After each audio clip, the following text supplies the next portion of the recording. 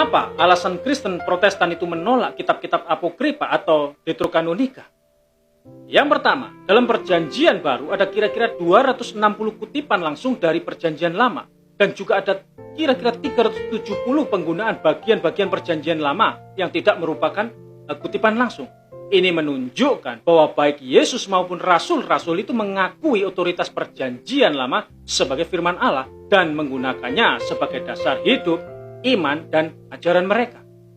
Tetapi baik Yesus maupun rasul-rasul tidak pernah mengutip dari kitab-kitab apokrifa atau Deuterokanonika tersebut sebagai dasar ajaran mereka.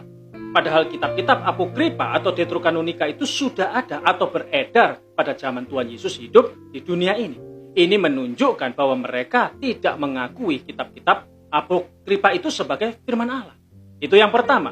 Kemudian yang kedua, penulis kitab-kitab apokrifa itu sendiri tidak menunjukkan dirinya sebagai penulis firman Tuhan yang diberikan Allah kepada manusia. Untuk itu kita dapat bandingkan di dalam Wahyu 22 ayat 18-19 yang terletak pada akhir kitab suci atau Perjanjian Baru dengan 2 Makabe 15 37b sampai 38 yang terletak pada akhir dari kitab-kitab Deuterokanonika. Wahyu 22 18-19 berbunyi, "Aku bersaksi kepada setiap orang yang mendengar perkataan-perkataan nubuat dari kitab ini. Jika seorang menambahkan sesuatu kepada perkataan-perkataan ini, maka Allah akan menambahkan kepadanya malapetaka-malapetaka yang tertulis di dalam kitab ini. Dan jikalau seorang mengurangkan sesuatu dari perkataan-perkataan dari kitab nubuat ini, maka Allah akan mengambil bagiannya dari pohon kehidupan dan dari kota kudus seperti yang tertulis dalam kitab ini." Dari Wahyu 22 18-19 ini terlihat dengan jelas otoritas dari tulisan Rasul Yohanes ini sebagai firman Tuhan yang tidak boleh ditambahi atau dikurangi. Sekarang bandingkan dengan 2 Makabe 15:37b sampai 38 yang berbunyi, "Maka aku sendiri pun mau mengakhiri kisah ini.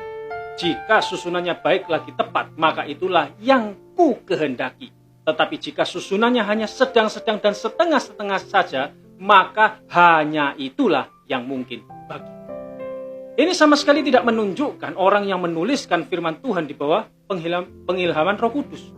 Coba perhatikan kata-kata "ku kehendaki" dan "hanya itulah yang mungkin bagi."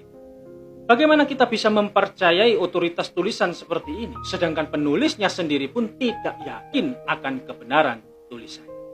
Itulah sebabnya kenapa Kristen Protestan itu menolak kitab-kitab apokrifa atau Deuterokanonika. Oke?